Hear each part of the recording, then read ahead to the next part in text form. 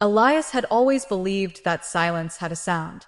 Not the silence you hear in an empty room, but the silence that settles over a world holding its breath.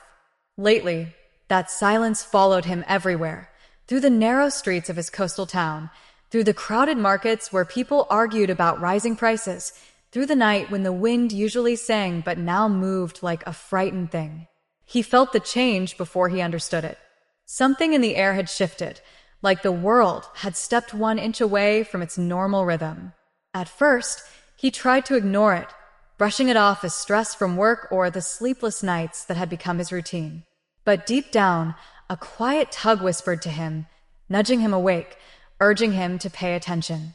One evening, he walked down toward the shoreline, hoping the sea would settle the unease inside him.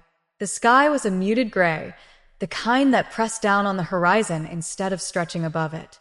Waves rolled in not with their usual playful rhythm, but with a heaviness that seemed to echo the weight in his chest. Children who normally ran barefoot on the sand stayed home. Fishermen stood with their nets untouched, staring at the water like it held a secret they weren't ready to face. Elias slipped his hands into his jacket pockets and kept walking, the breeze cool against his face. The scent of salt always comforted him, but tonight it felt unfamiliar, almost distant. He stopped at the edge of the pier, leaned on the wooden railing, and closed his eyes. For a moment, he let his breath settle. Then, there, beneath the usual hum of the world, he sensed it again. That silence, that waiting. Feels different tonight, doesn't it? A voice said behind him. Elias opened his eyes and turned. It was Jonah, an older man who owned the small shop near the lighthouse. His gray hair shook slightly in the wind, and his eyes reflected the sky, clouded, but watching everything. You feel it too? Elias asked. Jonah gave a slow nod. Everyone does, though not everyone will admit it. What do you think it is? Jonah looked toward the horizon, where the sea met the gray sky like a fading line. A beginning, he said quietly, and endings always come with them. Elias didn't know what that meant, but something in Jonah's voice pressed against the unease inside him. Before he could ask more, the ground beneath them trembled, not violently, but enough to ripple through the wooden pier. A few gulls shot up from the water, crying out as they scattered into the darkening sky. Jonah's grip tightened on the railing. Elias felt his pulse quicken. The tremor passed quickly, but the silence that followed was deeper than before, like the world had swallowed its own heartbeat. Another one, Jonah whispered. That makes 3 this week. Elias turned sharply. Earthquakes? Here? We don't get them. We do now, Jonah said softly. A cold shiver crawled up Elias's spine. He watched the waves slap harder against the wooden pillars beneath his feet. What's happening to the world? He murmured. Jonah didn't answer. He didn't need to. The next morning, the news was everywhere. Small tremors across multiple countries, sudden temperature drops, an unexpected comet sighting recorded by several observatories, and birds migrating in strange patterns like they were fleeing from something no one else could see. Elias watched the headlines scroll across his phone as he sat on the edge of his bed. The unease from last night lingered like a shadow behind him. He got dressed quickly and stepped outside. As he walked through the town square, he noticed people speaking in hushed tones. A group had gathered near the center fountain, staring at the sky as if expecting something to fall from it. A radio nearby crackled with a reporter's panicked tone. Never seen anything like it, animals leaving forests, unusual celestial activity. Elias felt his heartbeat echo in his ears. Then, a loud, sudden crack tore through the air. Not thunder, not an explosion. Something else. People froze. Elias looked up. The sky, once a flat gray, split with a streak of harsh white light, like a tear had opened in the clouds. The light didn't move like lightning. It lingered, shining down in a column that touched the distant hills. A woman screamed. Children clung to their parents. Dogs barked and pulled at their leashes. Elias stood in stunned silence, breath stuck in his throat. The light held for a few seconds, then vanished as quickly as it had appeared, leaving behind a quivering stillness. He felt someone grab his arm. It was his younger sister, Mara, her wide eyes trembling with fear. "Elias, what is going on?" she whispered. He pulled her close, though he didn't have an answer. His own fear pressed against his ribs, trying to break free. That evening, the town gathered at the community hall, something they hadn't done in years. The air buzzed with tension. People whispered theories, fears, rumors. A few argued loudly. Others sat with shaking hands. Elias and Mara found seats near the back. Jonah stood near the door, arms crossed, watching the room with the steadiness of a man who had seen storms before, but maybe not one like this. The mayor walked to the front, her voice trembling as she spoke into the microphone. "We're experiencing global anomalies," she said. "Scientists are investigating. Until we know more, we ask everyone to remain calm." But calm was slipping further away by the second. A man stood, raising his voice over the crowd. "What about the lights in the sky? The earthquakes? The animals disappearing?" A woman cried out, "My son saw a light outside our window last night. It was moving like it was alive." Voices layered on top of each other. Fear, confusion, anger. Mara clutched Elias's hand. "I feel like something's coming," she whispered. He squeezed her hand gently. "I know." Suddenly, a sharp ringing sound echoed through the hall, piercing, metallic, like a warning bell no one had installed. The lights flickered. The room dimmed. Then every phone in the hall buzzed at once. Dozens of screens lit up. Emergency alert. Elias swallowed hard and opened his notification. Global advisory. Unexplained atmospheric phenomenon increasing. Stay indoors. Await further instructions. The hall erupted in noise. Elias felt a cold pressure spread across his chest. His breath caught. Mara trembled beside him. Jonah walked toward them, his expression grim but steady. "This is just the first ripple," he said quietly. "The sea hasn't even started to rise." "What do you mean?" Elias asked. Jonah didn't answer. Instead, he looked toward the windows, where the wind pressed against the glass like a restless creature. "Go home," Jonah said. "Tonight will not be gentle." Elias didn't argue. He grabbed Mara's hand, and they pushed through the panicked crowd.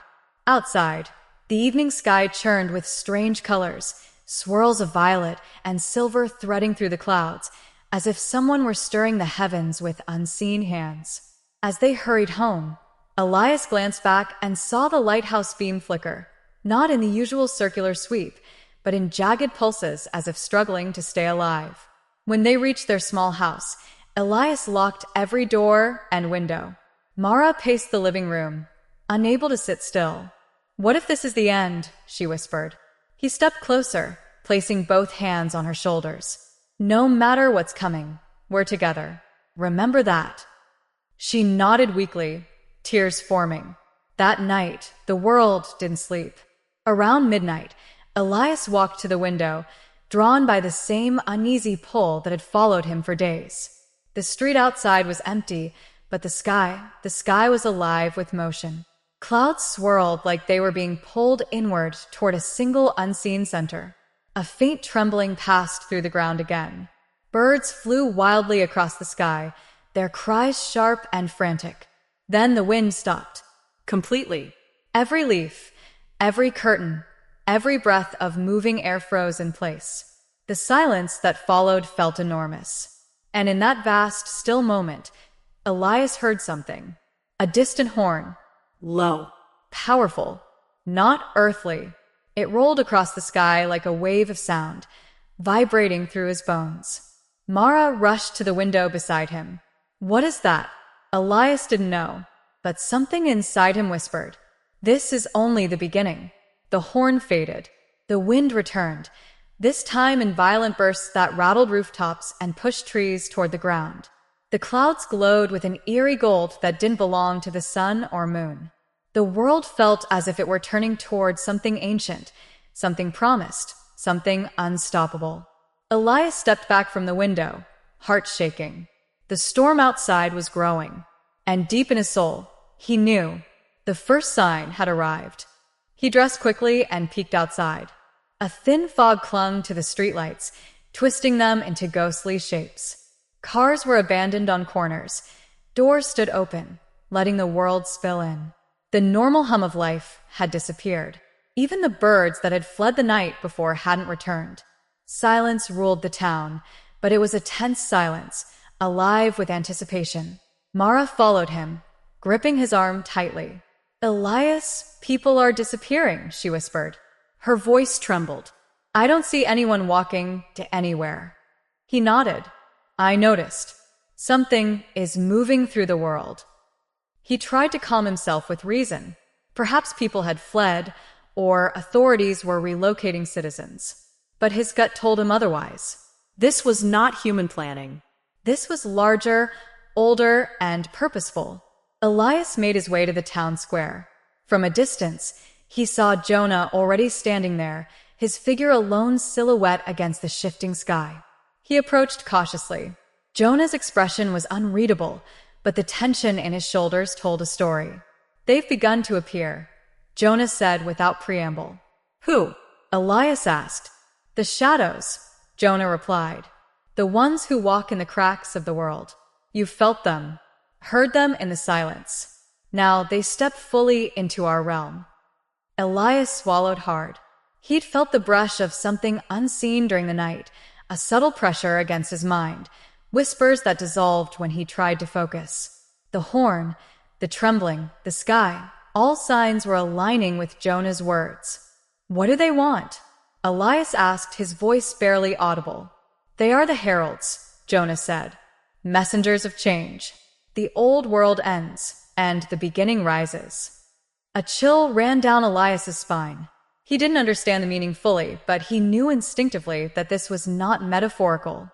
The world had begun to tilt, and humanity was teetering on the edge. Suddenly, the fog shifted. Shapes emerged, elongated and dark, moving unnaturally fast. People had vanished from the streets, but these figures did not hesitate. They glided through alleys, across open squares, their forms indistinct, like smoke given life. Elias felt the heat of fear rise in his chest as he and Jonah stepped back, observing. "They mark the ones unready," Jonah whispered. "But they do not linger for long. Their presence alone is transformative."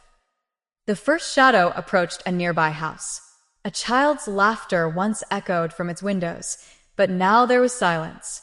The shadow paused, as though tasting the air, and then it entered. A pale light flickered inside the house, growing brighter, almost burning, and then it vanished. Elias's stomach turned. "What happens to them?" Jonah did not answer. He only shook his head slowly. There was no reassurance in his eyes, only the solemn weight of inevitability. The shadows moved systematically, sweeping through the town with a silent rhythm, almost ceremonial. Elias noticed that areas touched by them seemed altered, even after the figures had left. The air shimmered faintly, the ground felt tense, and an unnatural quiet followed their passing. Even time seemed to bend, as though measuring itself differently where the shadows had been. Mara tugged at his sleeve. "Elias, look." A faint glow appeared on the horizon, pulsing in slow, steady beats. It was not the sun nor the moon, but something larger. The town square, usually bathed in early morning light, now felt like standing under an enormous cathedral of amber energy. People, or what remained, gathered instinctively at the edges, staring in awe and fear. "They're coming," Jonah murmured. "Not the shadows, something else." The next wave. Elias felt a hollow emptiness in his chest. He'd always believed in endings in stories, but he had never truly feared one. Now, that fear was a living thing, crawling up his spine and settling in his heart. As he turned to speak to Mara, the ground trembled again, harder this time. Buildings quivered, glass rattled. Birds finally took flight, screaming. The amber glow on the horizon surged like a heartbeat, and the air filled with a low vibration, so deep that it resonated in every bone of Elias's body. From the fog, a figure emerged. Not a shadow, but a person, or at least it looked human. Golden light flowed from beneath its form, illuminating the mist in radiant waves. Its eyes were vast, unblinking, and seemed to pierce through the very fabric of reality. Elias froze, unable to tear his gaze away. The figure raised one hand slowly, deliberately. Then the shadows around it stilled, as if in reverence. Elias understood, without knowing why, that this was the first true sign of what was coming, the arrival that would herald both terror and hope. The ground shook violently. The amber glow expanded into the sky, chasing the gray clouds into fleeing wisps. A wave of energy passed through the town. Trees bent under its force, leaves swirling in the vortex, and the water of the nearby river surged against its banks. Yet amidst the chaos, a strange clarity touched Elias's mind. He could hear voices, faint and echoing, whispering words he did not understand, yet understood completely. A call, an invitation, a warning. People around him screamed or fell to their knees, but Elias felt rooted. Something deeper than fear gripped him, awe, recognition, and an unnameable connection to the unfolding events. Jonah's hand fell on his shoulder. Do not look away. You were chosen to witness this, Elias, and witnessing is survival. Before Elias could respond, a sudden shadow split from the mist. This one moved with speed and intent unlike the others. Its form coiled and writhed, edges flickering like flames. It struck the ground with a force that sent dust into the air. A house on the street opposite collapsed silently, leaving only its outline scorched and trembling in the energy that now filled the world. The golden figure advanced, and the shadow recoiled, unable to withstand its presence. A silent battle ensued, not of fists or swords, but of pure will and force, the clash vibrating through everything around them. Elias could feel the battle in his bones, a resonance that tore at his chest. Mara clung to him, shivering, tears streaming down her face. Elias, what is happening? It's the beginning, he whispered back, voice tight. The beginning of what we've been waiting for and fearing. Time seemed suspended. Minutes stretched like hours as the golden figure pushed the shadows back, illuminating the world with a brilliance that made every ordinary thing look extraordinary. Trees, stones, the river, even the fog now glittering with unseen sparks. It was not the sun, yet its light held the warmth and certainty of one. Then, as suddenly as it began, the shadow fell back, dissipating into nothing. The golden figure remained, standing taller than any man, glowing brighter than any fire. It looked upon the town, not with anger, but with purpose. Elias fell to his knees. He did not know whether to pray, to cry, or to scream. He only knew he was witness to something impossible, something that had always been whispered in ancient texts, but never truly believed. The sky above opened slightly, a corridor of light stretching into infinity. From that corridor came a hum, a melody so vast it seemed to carry the weight of eternity itself. People across the town paused, eyes lifted, mouths agape, hearts synchronized with the rhythm of the universe. Mara whispered, trembling, Elias, I think he's coming. Elias nodded slowly. He did not know how she knew, but her words matched the understanding that had been forming in his heart since the horn. The world was shifting, and whatever was coming would change everything. Nothing would ever be the same. The golden figure slowly descended toward the town square, each step resonating like thunder muted by velvet. The shadows that remained retreated into cracks and corners, hesitant to confront this force. The air vibrated with an energy that made every breath a tangible experience. Elias could see every detail, dust particles swirling like galaxies, the hairs on his arms standing on end, the faint glimmer of unseen beings retreating into the corners of reality. Jonah knelt beside him. Elias, remember this moment. Remember that you stood when the world trembled. The days ahead will challenge everything, but witnessing is the first step. A deep rumble shook the ground again, but this time it was different. Not fear, but a heralding. The figure's light flared, stretching into the heavens. Elias looked around at the silent, wide-eyed townspeople, all frozen in a mix of terror and wonder. In that instant, he felt a strange clarity. Life, death, hope, despair. All were threads being rewoven by a force beyond comprehension. Mara clutched his arm again. Elias, will we survive this? He looked at her, at the glowing figure, at the trembling town. I don't know, he admitted, but we'll see it. We'll see the world as it was meant to be or end. The golden figure stopped in the center of the square.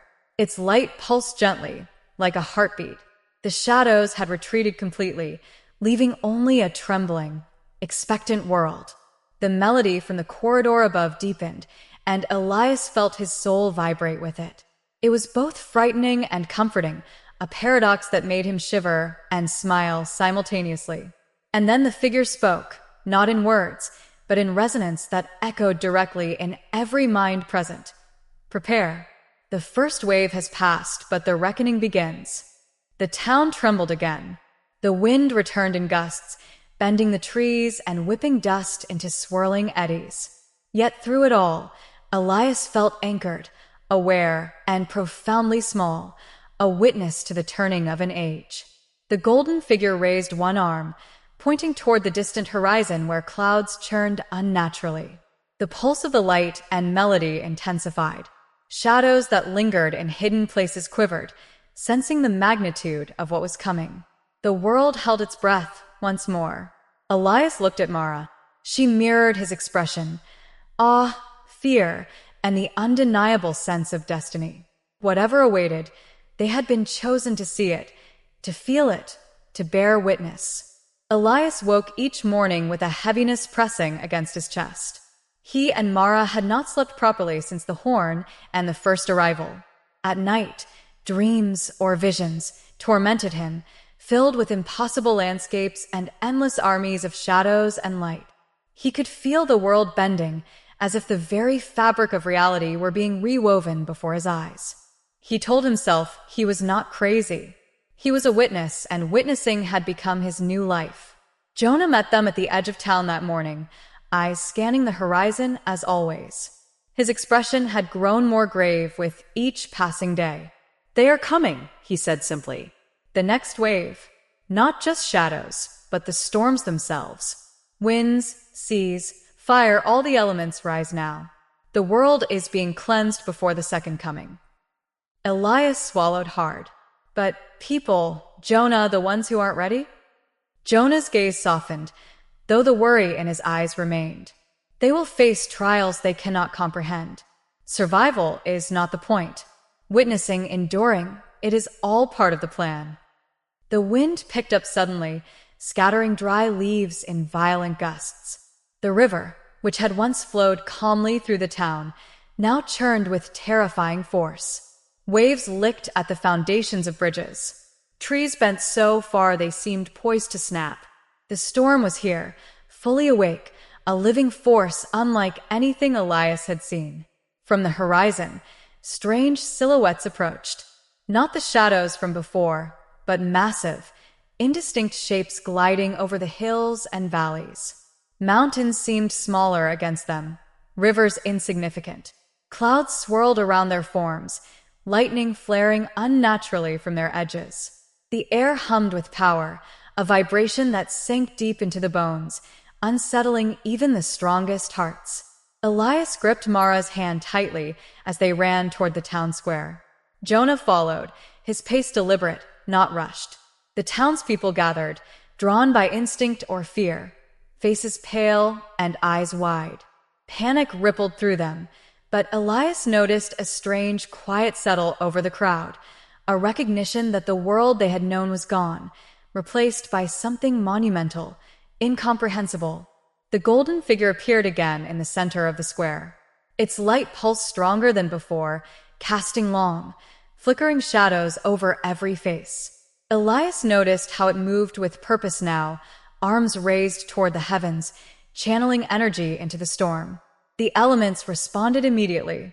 Winds howled and collided, creating vortexes that tore at the land. Rain fell in sheets, heavy and cold, washing over the town. Thunder rolled endlessly, vibrating through stone and flesh alike. Mara screamed as a gust of wind nearly knocked her over. Elias grabbed her, holding tight. The golden figure did not move from its place, but its presence seemed to shield the town partially from the chaos, though the danger was still palpable. The people felt it. The storm was alive, responding, changing, shaping the world in ways no human hand could understand. Elias's eyes caught movement from the shadows. They had returned, though fewer than before, slinking along the edges of the storm, weaving between trees and buildings. Their forms now seemed less corporeal, more like living smoke or writhing darkness. Yet every time one approached the golden figure, it recoiled violently, writhing as though burned by its light. The golden figure spoke again, not with words, but with resonance that vibrated in Elias's mind. Endure, witness, prepare. The storm is not the end, but the trial. Elias's chest tightened as he felt the weight of those words. The storm itself seemed sentient, testing, purging, remaking. Every gust, every bolt of lightning, every crashing wave was a note in a symphony of judgment and renewal. He realized he was witnessing the beginning of the tribulation he had only heard whispered about in old texts. And now it was alive all around him. A massive wave, taller than any building, surged from the river, hurtling toward the square. People screamed and scattered. Elias and Mara ran, guided by an instinct beyond reason. Just as the wave would have engulfed them, the golden figure raised its arm, and the water split around the square like a living wall, sparing the town but shaking everything else violently. The air was thick with the smell of ozone and wet earth. The storm's fury had been directed, channeled through the golden presence. From the distance, Elias saw fires erupting in the hills. Lightning struck in irregular patterns, igniting forests, creating ribbons of smoke that curled into the sky like serpents. The shadows moved faster now, slipping through cracks in the land and feeding off the chaos. The town, though partially shielded, trembled as if the world itself were alive and angry. Mara stumbled, nearly falling. Elias caught her and pulled her close. "We have to stay together," he shouted over the wind.